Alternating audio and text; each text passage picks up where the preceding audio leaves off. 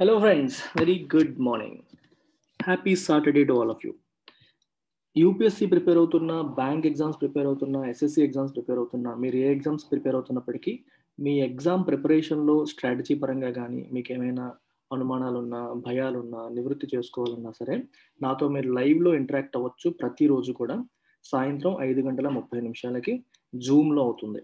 ఈ zoom user ID, password, ఈ login details అనేవి మీకు స్పెసిఫిక్ వాట్సాప్ గ్రూప్స్లో ఉంటాయి.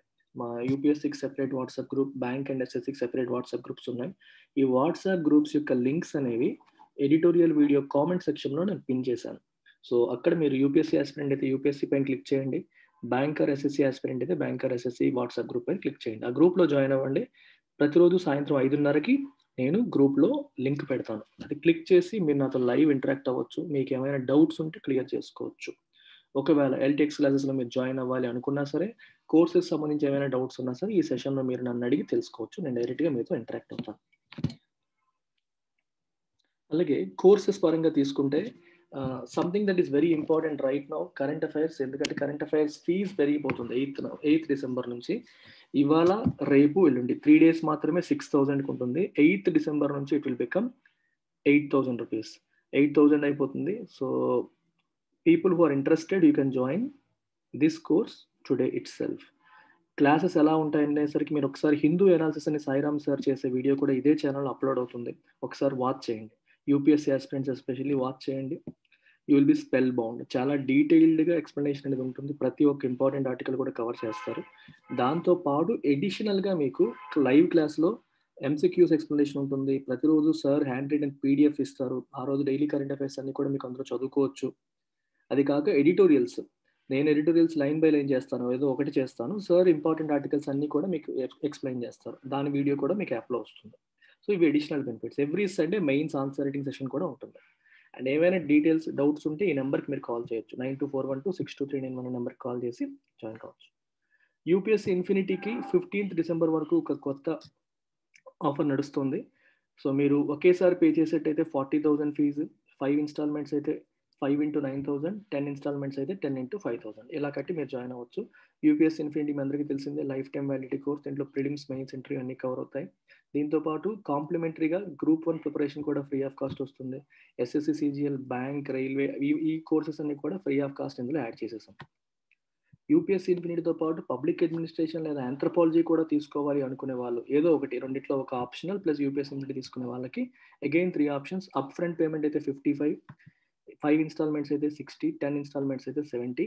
ఇది కూడా మీకు 15th డిసెంబర్ వరకు మాత్రమే వ్యాలిడ్. 15th డిసెంబర్ దాటిపోయినాక ఈ ఆఫర్ ఉండదు. That's it. So let's begin today's editorial. So phone number మళ్ళీ రాస్తున్నా చూసుకోండి, 9241262391. మీకు ఇన్స్టిట్యూట్కి సంబంధించిన ఏ కోర్సుల గురించి తెలుసుకోవాలనుకున్నా ఈ నెంబర్కి కాల్ చేయండి. మేడం పేరు Prashanti. So Prashanti madam call చేసి మీరు ఏ డౌట్స్ ఉన్నా సరే కోర్సు వివరాల పరంగా అడిగి తెలుసుకోవచ్చు. So today's editorial talks about politics in Tamil Nadu. There is one more editorial on farmer protest. అది నేను నిన్న పెద్ద ఎడిటోరియల్ కవర్ చేశాను, అందుకని ఇవాళ నేను అది పిక్ చేసుకోకుండా చిన్నది తీసుకున్నాం. స్టార్ టర్న్, రజనీకాంత్ పాలిటిక్స్లోకి ఎంటర్ అవుతున్నారు, దానికి సంబంధించిన విశ్లేషణాత్మక కథనం. Rajinikanth will need more than cinematic charisma to challenge the AIADMK and the DMK. Okay, ఈ రెండు ట్రెడిషనల్ పార్టీస్ ఎప్పటి నుంచో మనకి తమిళనాడులో ఎస్టాబ్లిష్ అయిన ఈ రెండు ట్రెడిషనల్ పార్టీస్ని ఛాలెంజ్ చేయాలి అంటే Rajinikanth will need more than cinematic charisma. సినిమాల్లో ఆయనకున్న అట్రాక్టివ్ పవర్, కరిజ్మా అంటే దట్ అట్రాక్షన్. ఇప్పుడు ఒక హీరోని చూసి ప్రజలు అట్రాక్ట్ అవుతారు, సో దాన్ని మనం కరిజ్మా అంటాం. దట్ అట్రాక్టివ్ పవర్ని కరిజ్మా అంటాం. సినిమాల ద్వారా వచ్చిన కరిజ్మా ఒకటే సరిపోదు, వాళ్ళని ఛాలెంజ్ చేయాలి అంటే. రాజకీయాలు వేరు, సినిమా వేరు. రాజకీయాల్లో సక్సెస్, సినిమాలో సక్సెస్ అయిన అందరూ కూడా రాజకీయాల్లో సక్సెస్ కాలేకపోతున్నారు అనేది ఇక్కడ point. Veteran Tamil actor Rajinikanth added expectations to years of suspense over his plan of forming a political party by his tweet on Thursday that he will launch the party in January. జనవరిలో party launch చేస్తానని చెప్పి ఆయన tweet చేయడం అనేది జరిగింది Thursday రోజున. So ఎప్పటి నుంచో ఎదురు చూస్తున్నారు అందరూ కూడా, రజనీకాంత్ రాజకీయాల్లోకి వస్తారని చెప్పి. 1-2 years బ్యాక్ ఒక చిన్న అనౌన్స్మెంట్ చేశారు, ఇప్పుడు పార్టీ లాంచ్ చేసేస్తున్నాము డైరెక్ట్గా అని చెప్పి జనవరిలో అని చెప్పి ట్వీట్ చేయడం అనేది జరిగింది. సో ఈ సస్పెన్స్కి లాట్ ఆఫ్ ఎక్స్పెక్టేషన్స్ అనేవి యాడ్ అయ్యాయి. అంటే చేస్తారా చేయరా అనే చిన్న సస్పెన్స్ ఉండింది. నో పీపుల్ స్టార్టెడ్ ఎక్స్పెక్టింగ్ ఎలా వస్తుంది పార్టీ, ఎలా ఉంటుంది ఏంటి అని. After his announcement in December 2017 that he would form a political party in time to contest in all 234 assembly constituencies of Tamil Nadu in 2021, his tweets, brief observations, and curt replies to journalists' queries in the last 3 years did not present any coherent view about his policies or programs. 2017లో డిసెంబర్లో ఆయన announcement చేశారు మొట్టమొదటిసారి, political party form చేస్తాము, 234 assembly సీట్లో కూడా మేము పోటీ చేస్తాము, 2021లో జరిగే ఎలక్షన్స్లో అన్ని అసెంబ్లీ సీట్స్లో కూడా పోటీ చేస్తామని చెప్పి 2017లోనే ఆయన అనౌన్స్మెంట్ అనేది చేశారు. అయితే చేసిన తర్వాత ఆయన చేసిన ట్వీట్స్ కానీ, బ్రీఫ్ అబ్జర్వేషన్స్ అంటే డిఫరెంట్ పొలిటికల్ ఇష్యూస్ పైన ఆయన మాట్లాడిన విధానం కానీ, ఆయన ఒపీనియన్స్ కానీ, కర్ట్ రిప్లైస్, కర్ట్ అంటే బ్రీఫ్ రిప్లైస్, ఆ జర్నలిస్ట్ అడిగిన క్వైరీస్ అంటే క్వశ్చన్స్కి ఆయన డీటెయిల్డ్గా ఎక్స్ప్లెయిన్ చేయకుండా 1-2 మాటల్లో చెప్పేయడం, కొంచెం రూడ్ అంటే మనం ఎక్కువ ఎక్స్పెక్ట్ చేసినప్పుడు ఒక మాటలో తేల్చేస్తే రూడ్గా ఫీల్ అవుతాం కదా, అలాగా దాని బ్రీఫ్ రిప్లై. కర్ట్ అంటే మీనింగ్ అది, brief and little rude to journalist queries in the last 3 years. So ఈయన ట్వీట్లు కానీ, ఆయన ఒపీనియన్స్ కానీ, ఆయన ఇచ్చిన రిప్లైస్ కానీ did not present any coherent view about his policies and programmes. ఆయన పాలసీ ఏంటి, ఆయన ప్రోగ్రామ్స్ ఏంటి, ఆయన స్టైల్ ఆఫ్ థింకింగ్ ఏంటి, వస్తే ప్రజలకు ఆయన ఏం చేయాలనుకుంటున్నారో, ఆయన ఐడియాలజీ ఏంటి అనే విషయంలో ఒక కోహరెంట్ వ్యూ రాలేదు, ఒక లాజికల్ కంప్లీట్ వ్యూ అనేది రాలేదు ఇప్పటి వరకు ఆయన చేసిన వాటిల్లో అర్థం. కోహరెంట్ అంటే అర్థం ఏంటంటే something that is logically connected అని అర్థం. మీకు పారాజంబుల్స్ అని ఇస్తారు చూడండి ఎగ్జామ్స్లో, బ్యాంక్ ఎగ్జామ్స్ ప్రిపేర్ అయ్యే వాళ్ళకి ఒక 5 సెంటెన్సెస్లో జంబుల్ చేస్తారు, ముందుకు ఒకటి ముందు ఉండాల్సింది వెనక ఉండాల్సింది ముందుకు పెట్టేస్తారు. సో మిమ్మల్ని ఏం చేయమంటారు, వాటిని put them in proper order so that they form a coherent passage అంటారు. కోహరెంట్ అంటే అర్థం ఏంటి, ఒక లాజికల్లీ కనెక్టెడ్ ఈవెంట్స్ ఒకదాని తర్వాత ఒకటి ఒక ఆర్డర్లో వచ్చేలాగా చేస్తే దాన్ని కోహరెంట్ వ్యూ అంటాం. ఓకే, మీకు ఎగ్జామ్ ముందు అవుతుంది, ఎగ్జామ్ తర్వాత గ్రూప్ డిస్కషన్ తర్వాత ఇంటర్వ్యూ, అది ఒక వే, ఒక పద్ధతి, ఆ సెన్స్లో మీరు తీసుకోవచ్చు. Right? Coherent view about his policies and program. On many occasions, he was seen to be a supporter of the BJP. చాలా సందర్భాల్లో ఆయన బీజేపీ సపోర్టర్ లాగా కనిపించారు. On a few other occasions, ఇంకొన్ని సందర్భాల్లో he sought to distance himself from the party. లేదు, నేను బీజేపీకి నాకు దూరం ఉంది, నేను బీజేపీకి చెందిన వాడిని కాదు అని చెప్పి ప్రయత్నం చేశారు ఆయన. ఇంకొన్ని సందర్భాల్లో అలా ప్రయత్నం చేయడం అనేది జరిగింది. Mister Rajinikanth, who has been talking of spiritual politics, has however chosen to mention in the tweet secularism as one of the guiding principles of his new organization. ఆయన బీజేపీలో వెళ్ళిపోతారా లేదా బీజేపీకి దూరంగా ఉంటారా అనేది తెలియకుండా ఉంది ఇప్పటి వరకు. కానీ ఈ ట్వీట్లో సెక్యులరిజం అనేది one of the guiding principles of his new organisation అని చెప్పి మెన్షన్ చేశారు. సెక్యులరిజం అంటే అన్ని మతాలని సమానంగా చూసే విధానం అనేది మా guiding principles of the new organisation అని చెప్పారు. అంటే మతాలకు అతీతంగా ఉంటుంది పార్టీ, స్పిరిచువల్ పాలిటిక్స్ ఉంటాయి అని చెప్పడం అనేది జరిగింది. Regardless of the eventual outcome of Mr. Rajinikanth's political project, his move has the potential of facilitating the emergence of a credible third force in the state where all attempts since 1977 have ended in failure. Okay, final ga a project ayina political entry anedi success avutunda fail avutunda అనేదంతా సంబంధం లేకుండా, eventual అంటే ఫైనల్గా, outcome అంటే result, final అవుట్కమ్తో సంబంధం లేకుండా project ఏమవుతుంది, పెడతారా మళ్ళీ మానేస్తారా ఏమవుతారా ఇది అనేది పక్కన పెడితే, his move has the potential, ఆయన నిజంగానే ఇందులోకి ఎంటర్ అయ్యి వస్తే దానికి పొటెన్షియల్ ఉంది. పొటెన్షియల్ అంటే ఏంటి, పవర్, పాసిబిలిటీ ఉంది. ఏంటి possibility of facilitating the emergence of a credible third force in the state. రాష్ట్రంలో ఒక 3వ ప్రత్యామ్నాయ శక్తిగా ఎదిగే పవర్ ఉంది, పొటెన్షియల్ ఉంది రజనీకాంత్ గారికి అనేది ఉద్దేశం అక్కడ. ఫెసిలిటేటింగ్ అంటే అలా జరిగేలా చేయడం, facilitate to make it happen అన్నట్టుగా మనం తీసుకోవచ్చు. ఓకే, ఫెసిలిటేట్ అంటే టు మేక్ ఇట్ హ్యాపెన్ అనే మీనింగ్లో మీరు తీసుకోవచ్చు. To make something easy or happen. The emergence అంటే రావడం, ఎమర్జ్ అవ్వడం. ఆఫ్ ఎ క్రెడిబుల్ అంటే నమ్మదగిన, విశ్వసనీయమైన. థర్డ్ ఫోర్స్, 3వ ఫోర్స్గా.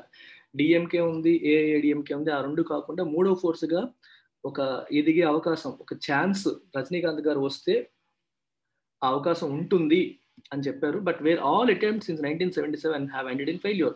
అలా చాలా మంది ప్రయత్నాలు చేశారు కానీ అవన్నీ ఫెయిల్యూర్ అయ్యాయి. కానీ రజనీకాంత్ గారు వస్తే దానికి ఆ పొటెన్షియల్ ఉంది, ఎందుకంటే ఆయనకి అంత కరిజ్మా ఉంది కాబట్టి. So he can create that kind of credible third force అనేది ఇక్కడ పాయింట్.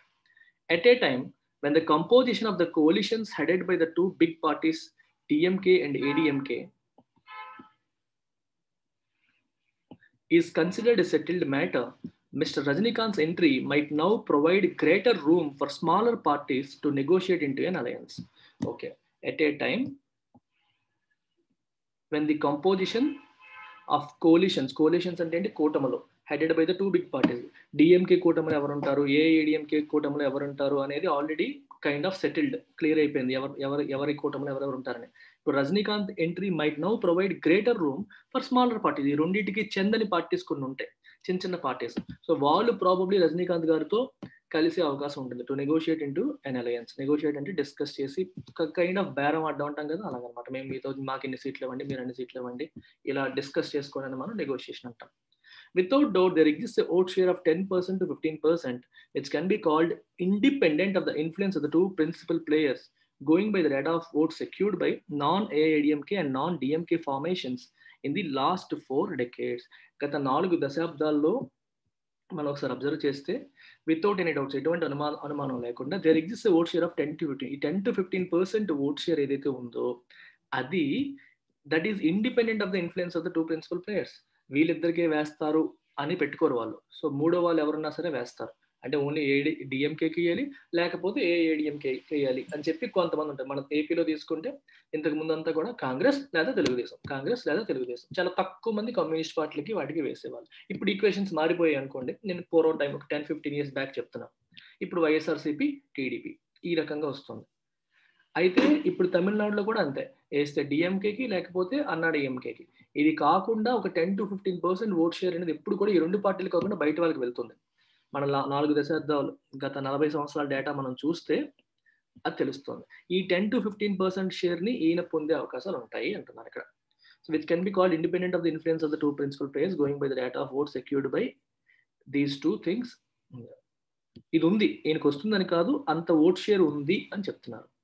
ఈ రెండు ప్రిన్సిపల్ పార్టీస్కి వెయ్యని వాళ్ళు, వీళ్ళ ఇన్ఫ్లుయెన్స్కి లొంగని వాళ్ళు. Mister Rajinikanth may be tempted to corner the support of this vote bank. ఈ 10 to 15%ని ఆయన సొంతం చేసుకోవాలని ఆయన టెంప్ట్ అవ్వచ్చు. అర్థమవుతుంది. ఎప్పుడు కూడా 10 to 15% ఈ రెండు పార్టీలకి కాకుండా బయట వాళ్ళకి ఓటు వేసే వాళ్ళు ఉన్నారు, వాళ్ళని ఈయన ఆ ఓట్లను ఈయన సొంతం చేసుకోవడానికి టెంప్ట్ అయ్యే అవకాశం ఉంది అని చెప్పి రాశారు అక్కడ. కంట్రోల్ చేయడం, కార్నర్ చేయడం అని అర్థం. But this vote bank is not homogeneous. ఇది ఒక హోమోజీనియస్ ఓట్ బ్యాంక్ కాదు. అంటే అందరూ ఒక పలానా కులానికి చెందిన వాళ్ళు, పలాని మతానికి చెందిన వాళ్ళు అని చెప్పలేం. But one of divorce social, economic and political composition. So వీళ్ళు డిఫరెంట్ సోషల్ కేటగిరీస్కి, డిఫరెంట్ ఎకనామిక్ స్ట్రాటాకి, కొంతమంది పేదవాళ్ళు, కొంతమంది డబ్బున్న వాళ్ళు, కొంతమంది సొసైటీలో హయ్యర్ క్యాస్ట్లు, కొంతమంది లోవర్ క్యాస్ట్లు, అండ్ డిఫరెంట్ పొలిటికల్ అలయన్సెస్ ఉన్న వాళ్ళు ఉంటారు దీంట్లో. ఇప్పుడు చూడండి, పలానా కాపులు ఎప్పుడు ఈ తెలుగుదేశంకి వేయరు, కాంగ్రెస్కి వేయరు, సో కాపుల ఓట్లు మనకి సెపరేట్గా ఉంటాయి అని అనిపించింది అనుకోండి, మేబీ వాళ్ళకి టెంప్ట్ అయ్యేలాగా మనం ఏదో చేసి ఆ ఓట్లు గ్యాదర్ చేయొచ్చు. కానీ రజనీకాంత్ ఆ 10 to 15% ఓట్స్ ఆయన పొందాలి అనుకుంటే, కార్నర్ చేయాలి అనుకుంటే, వాళ్ళందరూ ఒక హోమోజీనియస్ గ్రూప్ కాదు. ఒకే గ్రూప్ అనుకోండి, గ్రూప్ అందరికీ అంబిషన్స్ ఒకేలా ఉంటాయి. ఆ అంబిషన్స్ని మనం సర్వ్ చేస్తే మనకి ఇమీడియట్గా సక్సెస్ వస్తుంది. కానీ గ్రూప్ అంతా ఒకే గ్రూప్ కాదు, డైవర్స్ గ్రూప్, భిన్నత్వం ఉన్న గ్రూప్ అది. సో కాబట్టి it's not easy for him అని పాయింట్ వస్తుంది. Very much like MG Ramachandran, M Karunanidhi and Jayalalithaa, mister Rajinikanth is banking అంటే relying, depending heavily on the intangible asset of charisma. MGR first ఎలా వచ్చారు, తర్వాత కరుణానిధి ఎలా వచ్చారు, తర్వాత జయలలిత ఎలా, వీళ్ళలాగే రజనీకాంత్ కూడా హీఈస్ బ్యాంకింగ్ హెవీలీ. బ్యాంకింగ్ అంటే డిపెండింగ్, ఆధారపడుతున్నారు దేనిపైన, on the intangible asset of charisma పైన. కరిజ్మా అంటే the power to attractive power. Political stars, cinema వాళ్ళకు ఉంటుంది అది. ఆ పవర్ పైన, అసెట్ అంటే ఆస్తి, అండ్ అది టాంజిబుల్ అసెట్టా కాదు, ఇంటాంజిబుల్ అసెట్. టాంజిబుల్ అంటే something that you can touch and feel, మనకి కనిపించేది ఎదురుగా. ఇప్పుడు మనకి ఇల్లు ఉంది, ఇల్లు ఏంటి టాంజిబుల్ అసెట్, నీకు ఎదురుగా కనిపిస్తుంది. కానీ కరిజ్మా అనేది టాంజిబుల్ కాదు, కనిపించదు, కళ్ళకి కనిపించదు. You can feel it but you cannot touch it, చూడలేము, చేయలేము. అందుకే ఇంటాంజిబుల్ అసెట్ అంటాం దాన్ని. Okay, tangible assets. మీకు ఇంకో విషయం తీసుకోండి, ఏదైనా కంపెనీ పెట్టారనుకోండి, కంపెనీ సేల్ చేసేటప్పుడు కొన్ని టాంజిబుల్ అసెట్స్, కొన్ని ఇంటాంజిబుల్ అసెట్స్. టాంజిబుల్ అసెట్స్ ఏంటి, ఆ కంపెనీలో ఉన్న ఇన్ఫ్రాస్ట్రక్చరు, కంప్యూటర్లు, లేకపోతే బ్యాంక్ బ్యాలెన్స్లు, అవన్నీ టాంజిబుల్ అసెట్స్. ఇంటాంజిబుల్ అసెట్ ఏంటి, బ్రాండ్ రెప్యుటేషన్, బ్రాండ్ కూడా రెప్యుటేషన్ ఉంటుంది. కంపెనీ అంటే ఇట్స్ నాట్ జస్ట్ అబౌట్ అందులో ఉన్న వస్తువులు కాదు కదా, ఆ కంపెనీకి ఒక బ్రాండ్ వచ్చి ఉంటుంది. గుడ్ విల్ అంటాం. మన ఊర్లో కిరాణా షాప్ ఒక షాప్ ఇంకొకరికి అమ్మేశారు అనుకోండి, అక్కడ కిరాణా వస్తువులతో పాటు అక్కడ ఉన్న ల్యాండ్తో పాటు బిల్డింగ్తో పాటు గుడ్ విల్కి కూడా మనీ పే చేస్తారు. That good will is intangible asset. Good will ఎందుకు, పలానా వాళ్ళ షాపు అనగానే మామూలుగా వచ్చేస్తూ ఉంటారు.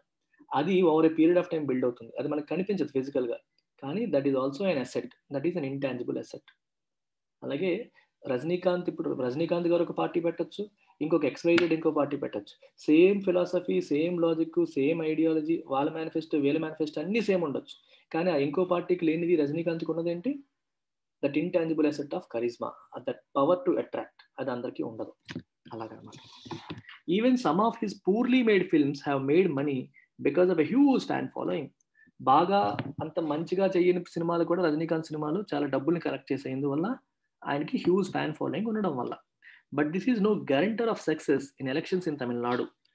సో సినిమాల్లో సక్సెస్ ఉంది కదా, ఆయనకి మంచి కరిజ్మా ఉంది కదా అని చెప్పి ఎలక్షన్స్లో సక్సెస్ అవుతారు అని గ్యారంటీగా చెప్పలేము. అది గ్యారంటర్ కాదు. Also mister Edappadi K Palaniswami's no-nonsense functioning as chief minister, coupled with his relatively low profile, has helped the AIADMK recover some of the lost ground. ఇప్పుడు జయలలిత గారు చనిపోయిన తర్వాత, శశికళ జైలుకి వెళ్ళిపోయిన తర్వాత, డిఎంకే అన్నా ద్రవిడ మున్నేట్ర కజగం, ఆల్ ఇండియా అన్నా ద్రవిడ మున్నేట్ర కజగం పార్టీ చాలా ఒక గ్రౌండ్ ని కోల్పోయింది. గ్రౌండ్ అంటే తన బేస్ ఎరోడ్ అయిపోయింది చాలా వరకు కూడా. ఇప్పుడు జయలలిత గారు లేరు, మిగిలిన వాళ్ళ లీడర్స్ ఎవరు అంత పవర్ఫుల్ కాదు. సో అటువైపు మనం డిఎంకే వైపు షిఫ్ట్ అయిపోదాం అన్నట్టుగా చాలా వరకు ఏఐడిఎంకే బేస్ అనేది ఎరోడ్ అయిపోతుంది, కోతకు గురవుతుంది, వెళ్ళిపోతుంది. సో ఆ గ్రౌండ్, లాస్ట్ గ్రౌండ్ అంటే మీనింగ్ అది. మనకు ఆల్రెడీ ఉన్నది చాలా వరకు మనం కోల్పోయాము, మన బేస్ కోల్పోయాము. ఇప్పుడు చూడండి, తెలుగుదేశం బేస్ అంతా కూడా వైఎస్ఆర్సీపీకి వెళ్ళిపోయింది చాలా వరకు. చాలా ఊర్లలో TDP has lost a lot of ground. మన పొజిషన్ని మనం కోల్పోయాం, మనకున్న బలాన్ని కోల్పోయాము అని అర్థం.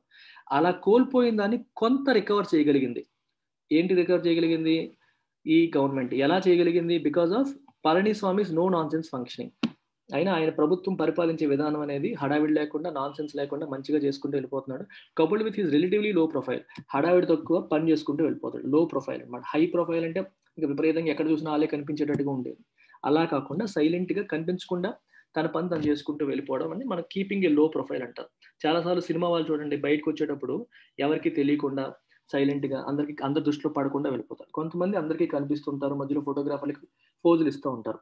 సో కీపింగ్ ఏ లో ప్రొఫైల్ అంటే మనం ఉన్నామా లేమా అన్నట్టుగా ఉండడం అనే సెన్స్ లో తీసుకోవచ్చు. అటెన్షన్ ని, పబ్లిసిటీని అట్రాక్ట్ చేయకుండా సైలెంట్ గా పనిచేసుకుంటూ వెళ్ళిపోవడం అనే సెన్స్ లో మీరు తీసుకోవచ్చు. రిలేటివ్లీ అంటే అర్థం ఏంటి? కంపారిటివ్లీ అని అర్థం. రిలేటివ్లీ అంటే వేరే వాళ్ళతో కంపేర్ చేసుకుంటే, ఇంతకు ముందున్న వాళ్ళతో కంపేర్ చేస్తే ఆయన లో ప్రొఫైల్ మెయింటైన్ చేస్తారు, ఆయన పని కనిపిస్తుంది కానీ ఆయన ఎక్కువగా కనిపించరు అనేది ఇక్కడ ఉద్దేశం. సో ఈ బిహేవియర్ వల్ల కొంతవరకు ఏడిఎంకి కొంత రికవర్ చేయగలిగింది, తను కోల్పోయిన బేస్ ని కొంత రికవర్ చేయగలిగింది అనేది ఇక్కడ ఉద్దేశం. The DMK's MK Stalin passed his first major test post Karunanidhi by registering a landslide victory in the 2019 Lok Sabha election in the state. Karunanidhi గారు చనిపోయిన తర్వాత డిఎంకే పగ్గాలు స్టాలిన్కి వచ్చాయి. స్టాలిన్ అలగిరి వీళ్ళిద్దరు కూడా కరుణానిధి పిల్లలు. సో అందులో ఈయన ఎక్కువ మంది ఈయనకి సపోర్ట్ చేయడం వల్ల ఈయన నడిపిస్తున్నారు. ఇప్పుడు ఈయన ఆధ్వర్యంలో జరిగిన first major elections Lok Sabha elections, 2019 Lok Sabha elections. అందులో డిఎంకేకి ల్యాండ్ స్లైడ్ విక్టరీ వచ్చింది. ల్యాండ్ స్లైడ్ అంటే ఓవర్వెల్మింగ్ మెజారిటీ, చాలా ఎక్కువగా వచ్చేసాయి. మెజారిటీ అంతా కూడా వీళ్ళకే, ఎక్కువ మంది ఓట్లు వీళ్ళకి వేయడం వల్ల మెజారిటీ సీట్స్ వీళ్ళకి రావడం అనేది జరిగింది. Not with standing all the challenges that he may have to face. Not with standing అంటే ఇన్ స్పైట్ ఆఫ్, డిస్పైట్ అని పెట్టుకోవచ్చు. In spite of all the challenges that he may have to face, ఇవన్నీ face చేయాల్సి ఉన్నప్పటికీ mister Rajinikanth, by stitching up the right combination of political forces and declaring adherence to long-cherished ideals of the state, such as a development-oriented, all-inclusive approach, welfareism, and social justice, can possibly provide a stiff fight to the established players. ఈ problems అన్నీ ఉన్నప్పటికీ, ఇంతకుముందు ఏం చెప్పారు? పళనిస్వామి కూడా చాలా వరకు బాగా పనిచేస్తున్నారు, కొంత గ్రౌండ్ రికవర్ చేయగలిగారని చెప్పారు. స్టాలిన్ కూడా చక్కని మనకి లోక్సభ ఎలక్షన్స్ లో సూపర్ సక్సెస్ సాధించారు. అంటే డిఎంకే బాగుంది, ఏడిఎంకే కూడా కొంచెం రికవర్ అవుతుంది. ఇవన్నీ ఉన్నప్పటికీ కూడా రజనీకాంత్ గారు by stitching up the right combination of political forces, stitching up అంటే కొట్టడం, అల్లడం, స్టిచ్ చేయడం, స్టిచ్చింగ్ అంటాం కదా, కొట్టడం అంటాం. అంటే రజనీకాంత్ గారి పార్టీ ఒకటి, ఆయనతో భావ సారూప్యత ఉన్న ఇంకో 2-3 పార్టీలను కలిపేసి ఒక స్టిచ్ చేసి ఒకే అలయన్స్ కింద తీసుకొచ్చి చేయగలిగితే, and declaring adherence to long cherished ideals of state. Adherence అంటే విధేయత చూపడం, ఓకే, ఫాలో అవ్వడం అని అర్థం. అడిహియర్ అంటే ఫాలో. వీటిని long cherished ideals of the state, రాష్ట్రం యొక్క వాల్యూ సిస్టమ్, రాష్ట్రం ఎప్పుడు కూడా వేటినైతే వాల్యూస్ కింద భావిస్తుందో అట్లాంటి వాళ్ళని. ఏంటవి? Development oriented all inclusive approach. Okay, ఇక లాంగ్ చెరిష్డ్ అంటే ఎప్పుడు ఫాలో అయ్యేవి, అంటే ఎప్పుడు మనం care, something that is very close to the state's heart అని తీసుకోవచ్చు. Okay, empathy is a long cherished ideal of this organisation అని అనుకోండి. ఈ ఆర్గనైజేషన్కి చాలా ఇష్టమైనది, చాలా కేర్ తీసుకునే వాల్యూ సిస్టమ్, అది చాలా ఇష్టమైన విషయం అని అర్థం అనమాట. అలాగే తమిళనాడు స్టేట్కి ఎప్పుడు కొన్ని వాల్యూస్ అనేవి ఉంటాయి, అది ఏ గవర్నమెంట్ అయినా రావచ్చు. ఏంటవి? Development oriented all inclusive approach, అందరినీ కలుపుకొని పోయే అప్రోచ్ డెవలప్మెంట్ ఓరియంటెడ్ అప్రోచ్ ఒకటి. వెల్ఫేరిజం, సంక్షేమం, పేద ప్రజల సంక్షేమం కోసం పోరాటం చేయడం. సోషల్ జస్టిస్, సామాజిక న్యాయం, అందరికీ న్యాయం జరిగేలాగా చూడటం, ఎస్పెషల్లీ వెనుకబడిన వర్గాలకి. కెన్ పాసిబుల్లీ ప్రొవైడ్, సో ఇలాంటివి చేస్తే ఈ ఐడియల్స్ని రజనీకాంత్ గారు కూడా ఫాలో అవ్వగలిగితే, ఓకే, అవ్వగలిగితే he can possibly provide a stiff fight to the establish players. డిఎంకేకి, ఏఐఏడిఎంకేకి ఆయన స్టిఫ్ ఫైట్ ఇవ్వగలుగుతారు, స్ట్రాంగ్ ఫైట్ ఇవ్వగలుగుతారు. లేకపోతే కష్టం అని అర్థం. అంటే ఎందుకంటే ఆ రెండు పార్టీలు స్ట్రాంగ్గా ఉన్నాయి, రైట్. సో వాళ్ళని ఎదుర్కోవాలంటే ఈ ఐడియల్స్ అన్ని వీళ్ళు ఫాలో అవ్వాలి, ఇలాంటి ఫాలో అయ్యే మిగిలిన పార్టీస్ అన్నింటినీ కూడా కలుపుకొని పోవాలి అనేది ఉద్దేశం. That's it. స్టిఫ్ అంటే స్ట్రాంగ్ అని అర్థం, ఇక్కడ స్ట్రాంగ్, సివియర్ అని అర్థం వస్తుంది. That's it. ఇంగ్లీష్ గురించి చెప్పలేదు. ఇంగ్లీష్ ఇంప్రూవ్ చేసుకోవాలనుకుంటే 9241262391 ఈ నెంబర్కి కాల్ చేయండి. అండ్ 2000 రూపీస్ మన fees, English fees. Grammar, vocabulary, comprehension, you get all of them in this. Okay, that's it. Thank you very much.